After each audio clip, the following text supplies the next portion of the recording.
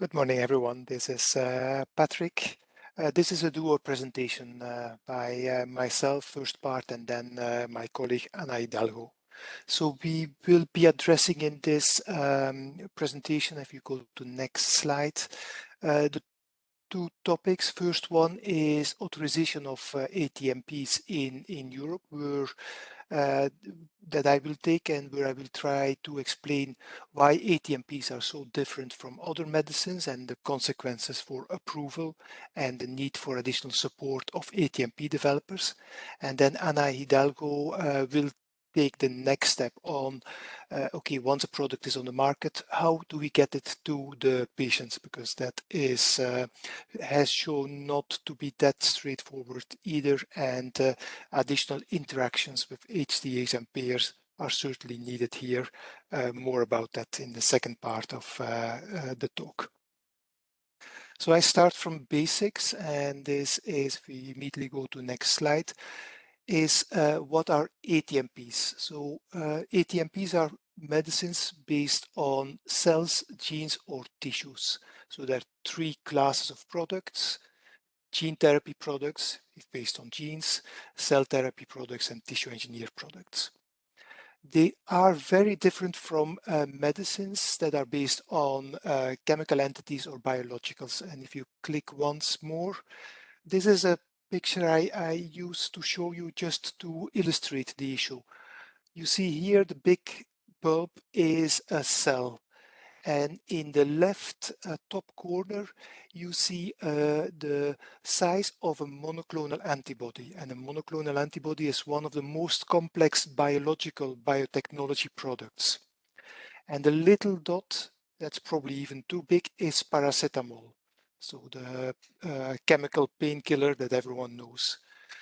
Now, if you click next, even though they are such, no, one back, even if they're so complex as medicines, we still have very similar requirements for ATMPs with regards to testing, regards to controlling of each batch that goes to the patients, for also similar requirements when it comes to GMP, GCP, pharmacovigilance, risk management.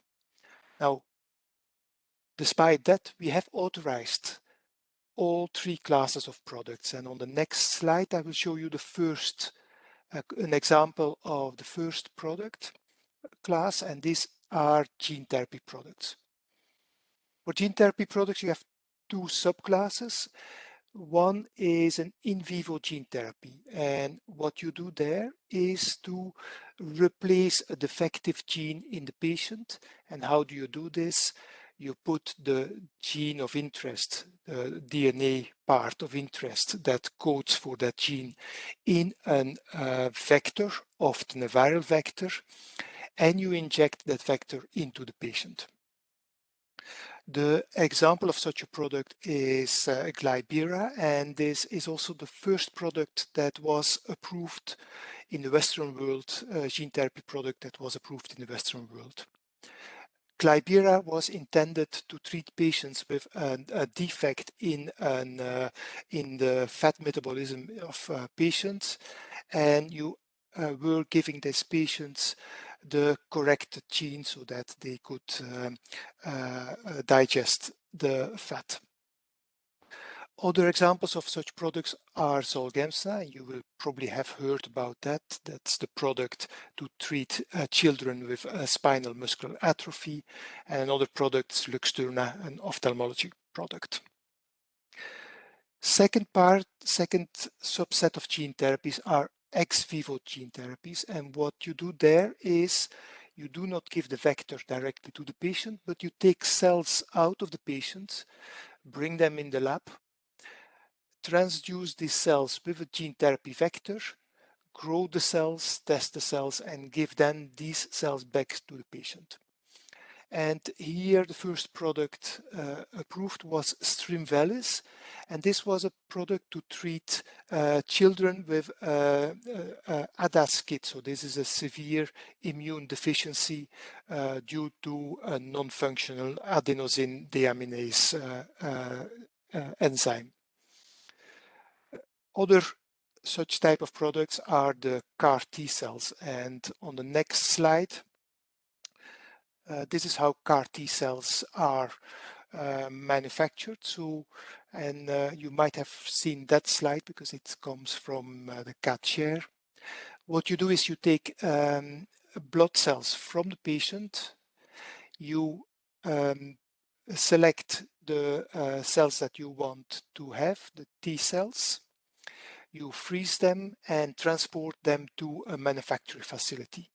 And in that manufacturing facility, the cells are transduced with a gene therapy vector. They're frozen and transported back to the hospital to the patient. In order to treat the patients will have to undergo conditioning, so to reduce bone marrow activity and then infuse the CAR T cells. The second class of products, going to the next slide, are somatic cell therapy products. And the relevant example here is a product we approved called Provenge. And this is what's called colloquially cancer vaccines. But we try not to use that terminology, not to cause confusion with the vaccines against infectious diseases. What you do here is you take blood from the patient, you isolate the white blood cells, bring them in culture, and then have the monocytes changed into dendritic cells, and then you bring the dendritic cells in contact with a cancer antigen. And then this cancer antigen or fragments of that cancer antigen are presented on the dendritic cells. You give those activated dendritic cells back to the patient, and you expect that an immune response is evoked by this cancer, by this activated dendritic cells. The product Provenge was authorized for treating metastatic prostate cancer. And other examples of such products is Alofisel, and this is expanded allogeneic mesenchymal stem cells for the treatment of anal fistula.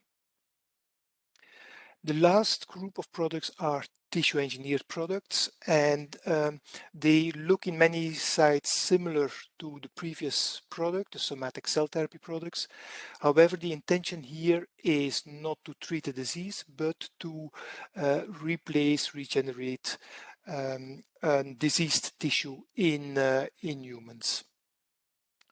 An example here is a product Holoclar, which is a product based on an expanded corneal epithelial cells that contain limbal stem cells. And the indication was to treat patients that, due to ocular burns or physical or chemical burns, they do no longer have limbal stem cells in their eye. So the way it works is you take a small biopsy from a healthy part of the eye, you bring it in culture, and you expand so that you have a corneal sheet that can be put on the eye where you're lacking the limbal stem cells. We have quite some other products in this category approved, and these were all chondrocyte containing products for the treatment for cartilage repair.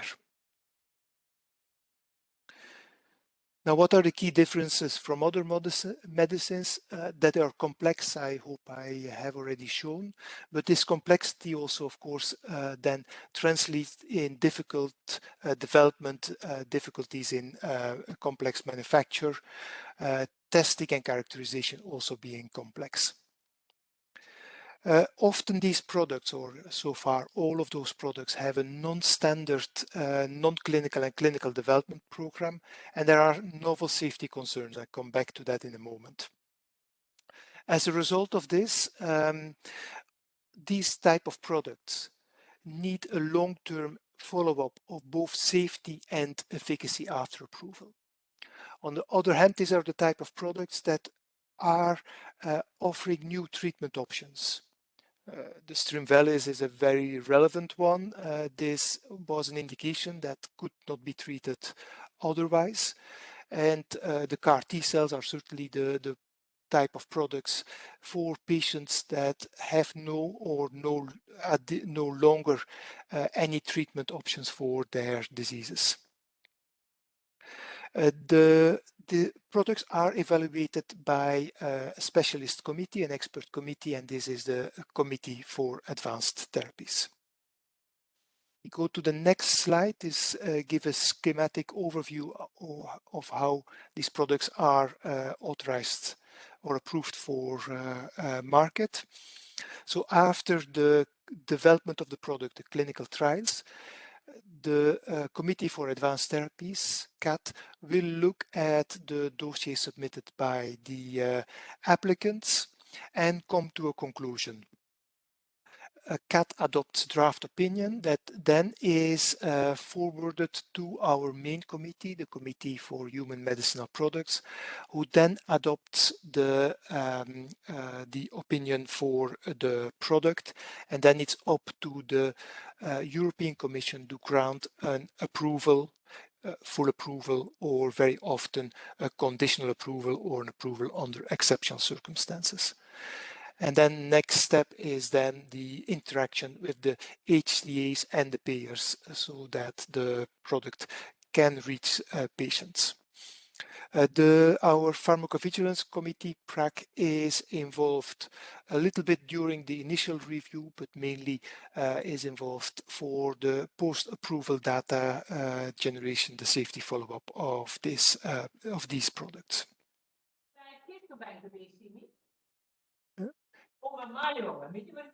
Okay, there's someone who's not muted. Can person please mute? Okay, as promised, some of the specificities of these products with regards to safety and efficacy.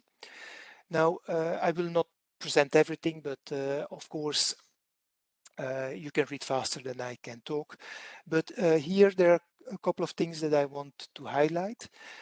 First, manufacturing process could have an impact on the cells, and this is especially the case for cell-based, so tissue-engineered and somatic cell therapy products, where long cultivation could induce a tumorigenicity profile in the cells. These type of products are pretty unstable, if I can use that word, meaning that storage, distribution, and reconstitution of the products introduces additional safety and efficacy considerations.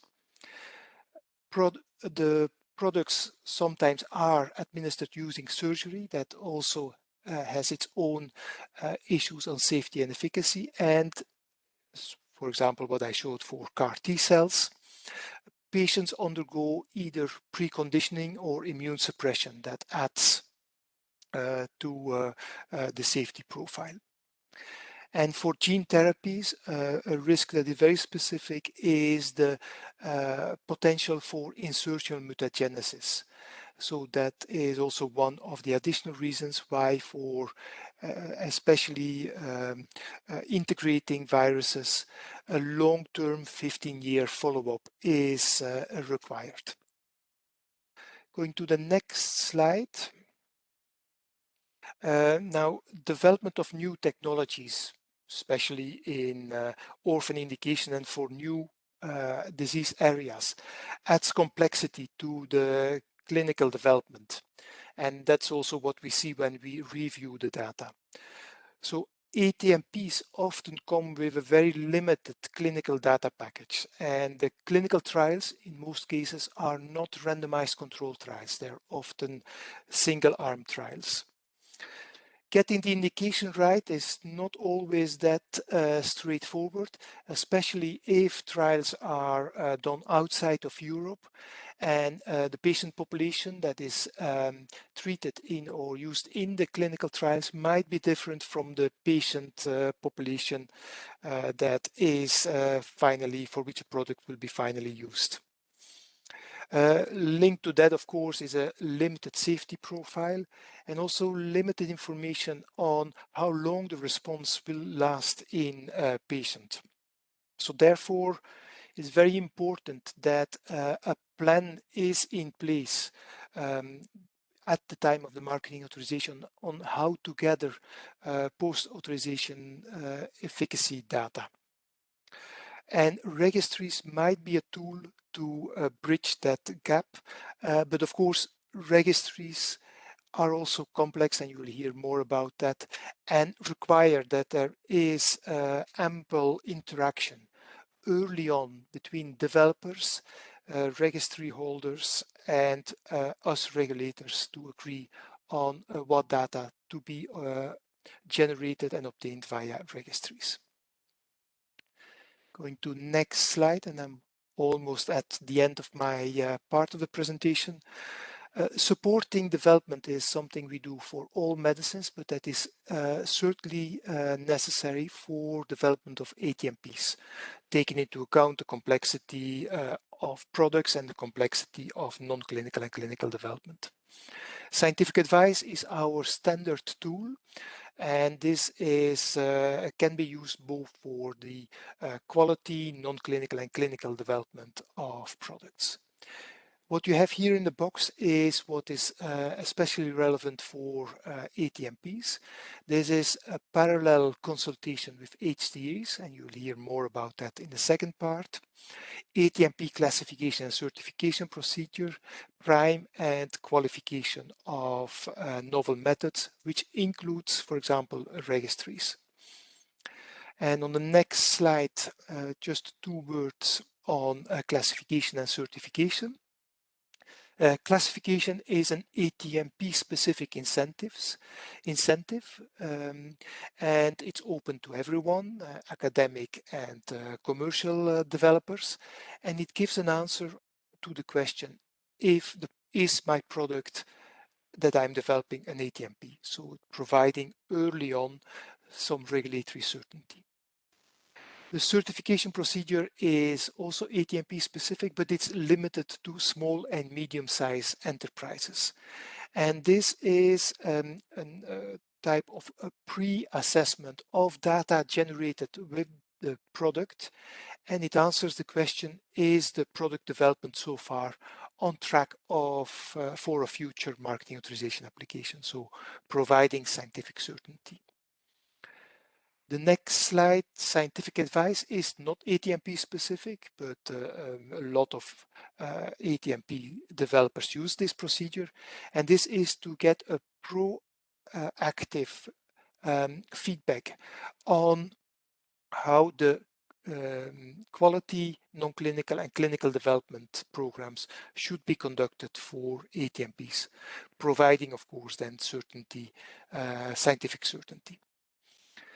Parallel scientific advice with FDA is possible, and like said, there is a parallel consultation with regulators, between regulators and HTA bodies.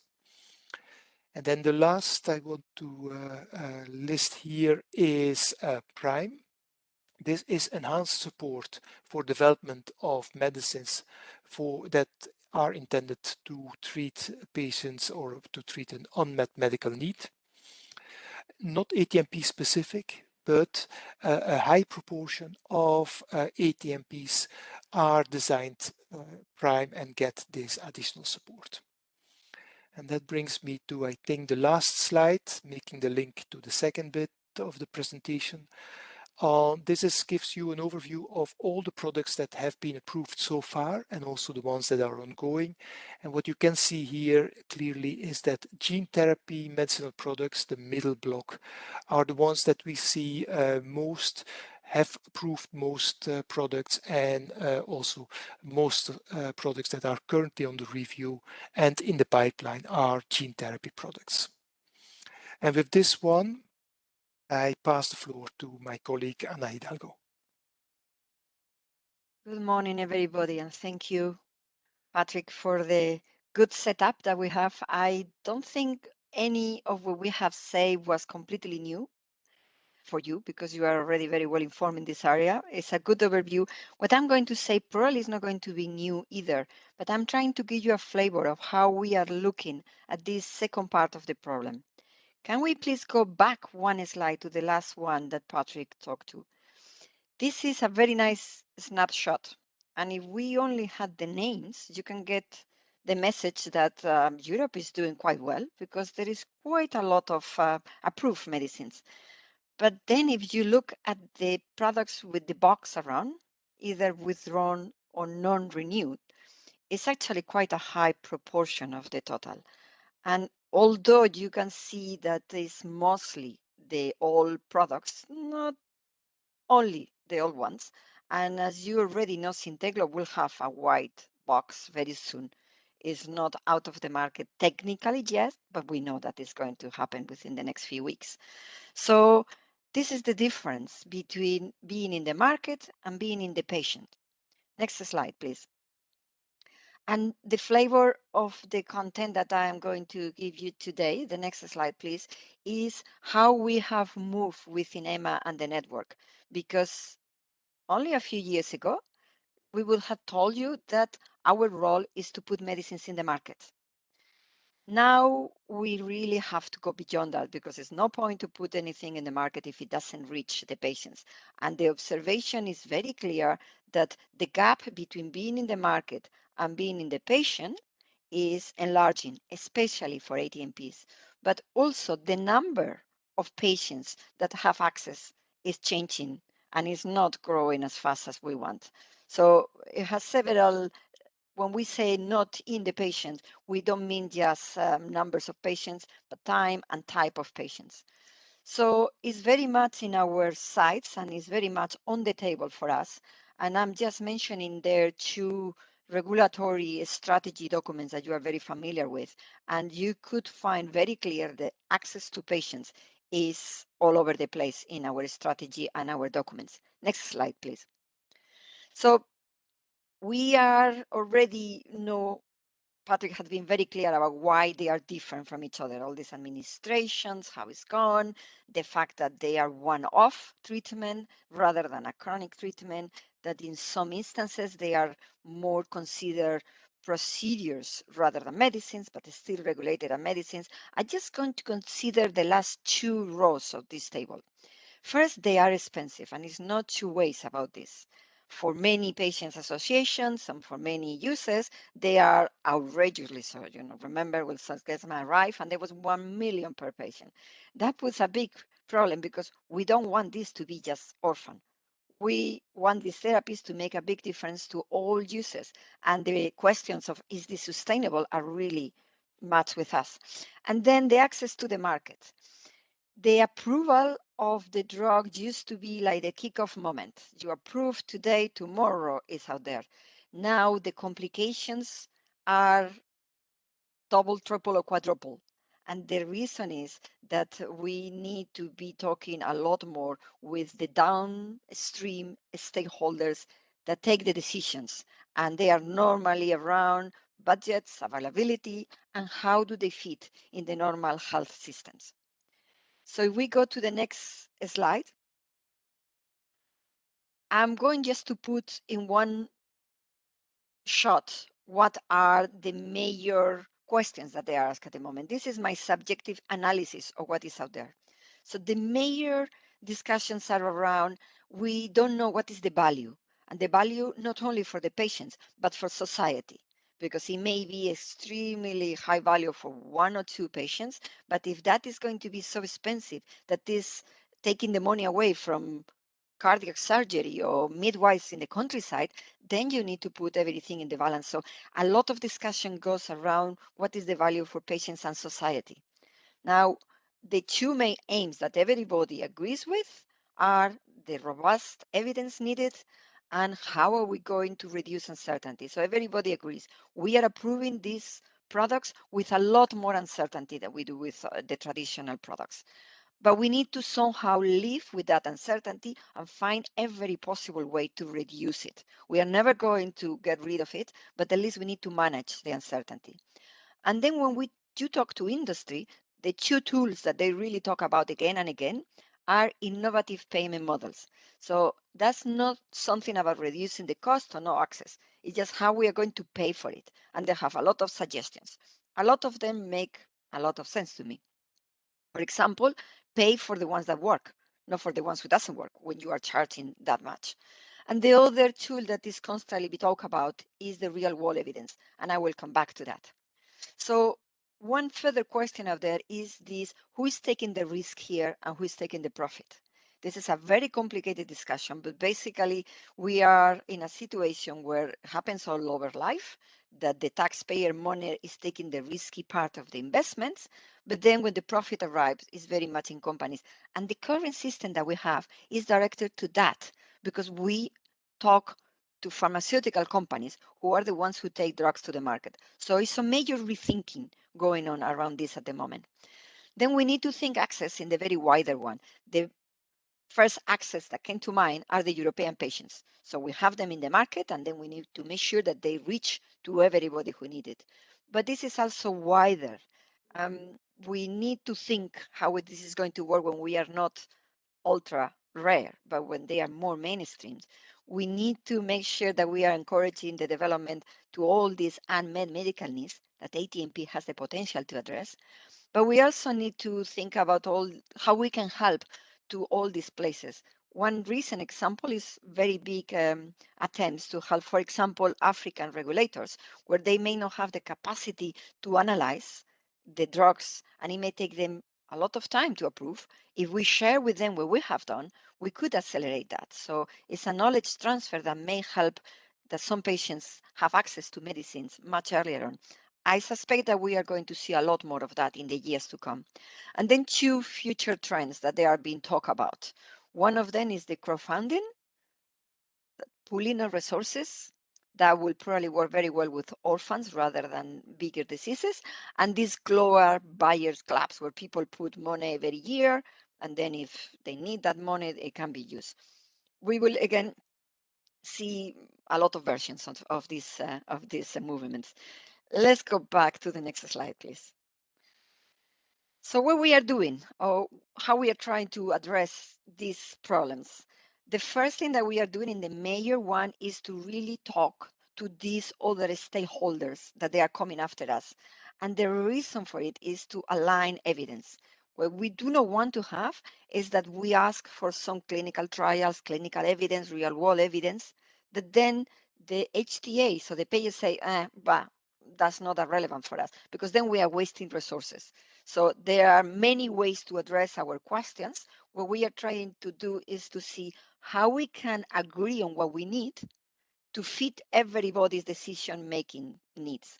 Now, one thing that is very clear is that we cannot be 100% aligned all the time because we are answering different questions.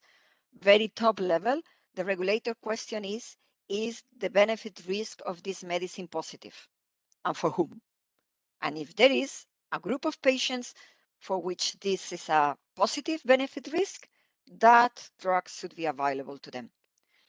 The HTAs and the payers are asking a different question, is how much better clinically is this medicine to what I already have, considering the cost? So different questions, but a lot of the evidence is going to be aligned. So we just need to make sure that we are tight, not to waste any resources. And I'm not talking just about money, because patients' pain and physicians' time is as important. So we're also revising the need and the depth and the length of the post-authorization, but our role is public health. So it's always going to be a limit of not cutting corners, not lowering the standards, and make absolutely sure that the follow-up is adequate for public health. A lot of use of real-world evidence and real-world data, and you heard some from patents, and I will give you some examples. Registries are our number one tool at the moment, extremely important and growing. We are also doing a lot of training and teaching. One of the examples that I want to mention is Eurordis. We are working for them and providing some very interesting training, especially for developers. And then we are doing many other things. The one that I want to draw your attention to is this working with academic developers and easy in funding activities, because a lot of public money in Europe had been going to the basic research. And what we want to achieve now is more translation. We want to see more of the initial ideas and basic research going through the system and reaching the patients. Next slide, please. So how we are aligning? Yes, we are having this parallel advice with HTAs. Now, I'm just going to be very clear on the caveats of this. The HTAs and the players are national authorization bodies, and they are not aligned with each other. We are aligning, but it's not uncommon at the moment that you talk to different HTAs from Sweden, from Italy, from Spain. They want slightly different things. It's very difficult to align when you have to align with a range, but the conversations are intensive and ongoing. And the trick here is to start talking early, not just at the moment of authorization. You really want to influence the development to produce the right evidence. And we have several plans. If we go to the next slide, this is our current interlocutor, which is UNETA 21. As you know, UNETA ran for a few years, the commission put a new tender, and now we have a new partnership with UNETA 21.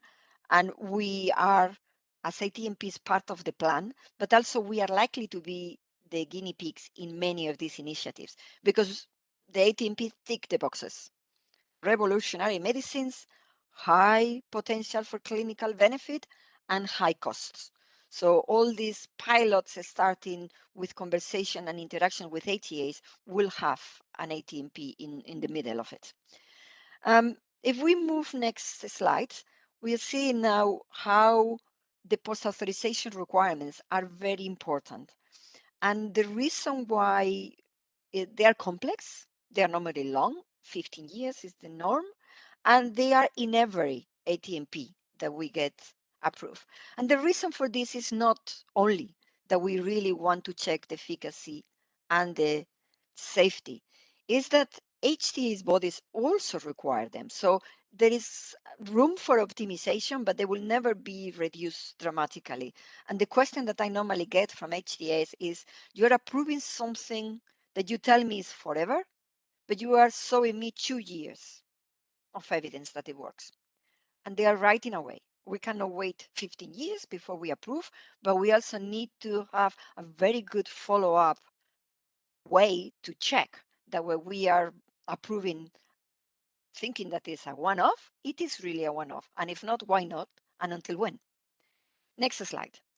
In the real world evidence and data, again, you know how important it is, but I'm just going to point out that it's not just a question of accumulating data. We need the methods and we need the compatibility between the different sources of data. And that is not as easy as it sounds because we really need to have robust evidence coming out of here. And that's not to be taken for granted. In the next slide, I provide some examples of how the real world evidence has been used during COVID. It has been an intensive drive and it has been very productive. And again, it's not just used for decision making, but also for the follow up. And ideally, we will have a range of data and data points that we can draw according to the needs of each moment in the regulatory process. If we go to the next slide, I'm just going to show you briefly some of the initiative. We have a very strong registries initiative that I know has been presented to this group before. If we move next, we have a little bit more of what this initiative is trying to do with the patient, and it's basically linking these three key communities: the developers in the pharmaceutical companies, the registry holders that we want to be in the public hands because we want them to be independent and we want to be there in 15 years' time, and the regulatory authorities who draw from both and put this initiative together. Next slide.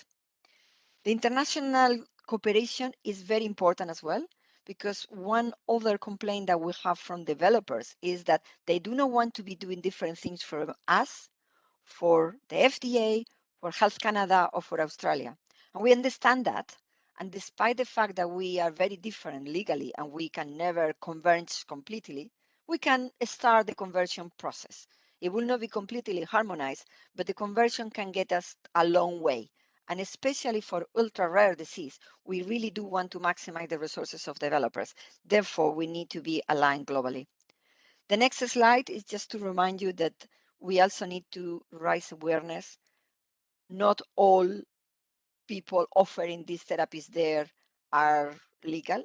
and we need to be very careful because the reputation and risk of some raw clinics offering not approved treatments is very high for everybody. We need to keep an eye on it. And finally, I want to show you schematically in the next slide what are the complexity of alignment. So in the horizontal line is this global Japan FDA, we need to see how we can align our evidence so it's balanced and is not wasteful globally wise. And then vertically, we need to align our evidence to where the people come in decision after us and before us. But the HTA and the payers and the HTA and payers are not aligned with each other. So we are in a balancing act where things are not easy. For example, for registries, what do we ask to put in the registries? Well, we need to consider what we need, what the decision making after that needs, and also what the global partners are asking for. So it's not an excuse for delays, but just an indication of that what we're trying to do is very important, but not easy.